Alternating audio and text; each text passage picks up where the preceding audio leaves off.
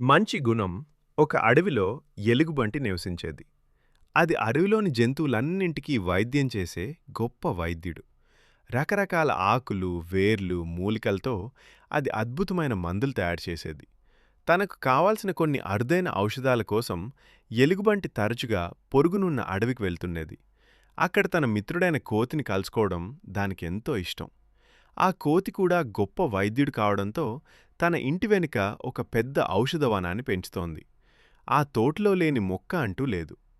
ఒకరోజు ఎలుగుబంటికి అత్యవసరంగా కొన్ని మూలికల అవసరమయ్యాయి. వెంటనే అది బయలుదేరి కోతి ఇంటికి చేరుకుంది. మిత్రుణ్ణి చూడగానే కోతి ఎంతో సంతోషించింది.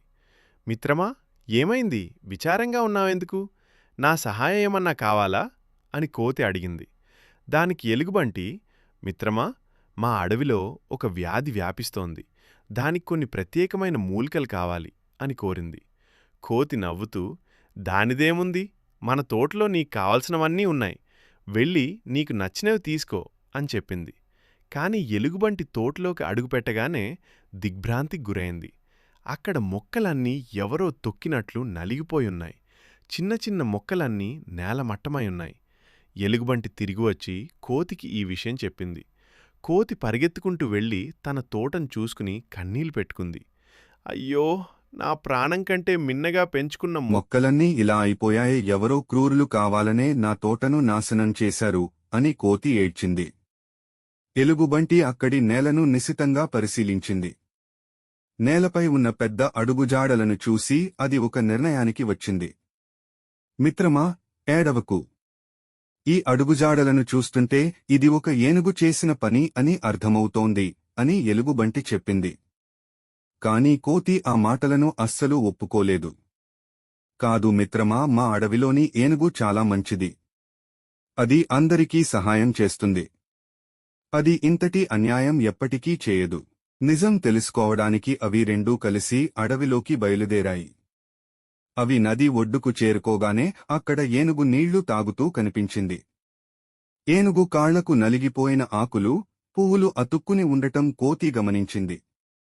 తన తోటలోని ఔషధ మొక్కలన్నింటినీ తొక్కి నాశనం చేసింది.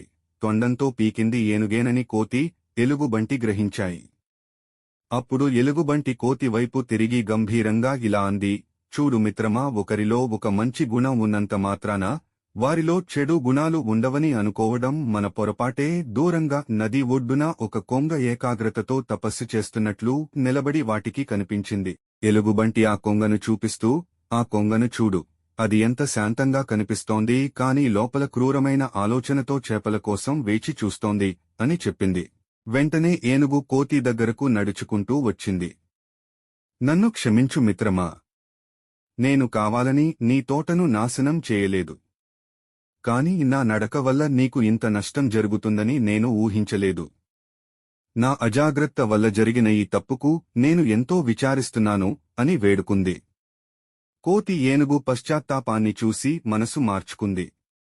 ఎలుగుబంటి చెప్పినట్లు ఎవరినీ గుడ్డిగా నమ్మకూడదని, లోపల ఉండే అసలు గుణం బయటపడే వరకు ఎవరినీ అంచనా వేయకూడదని గ్రహించింది.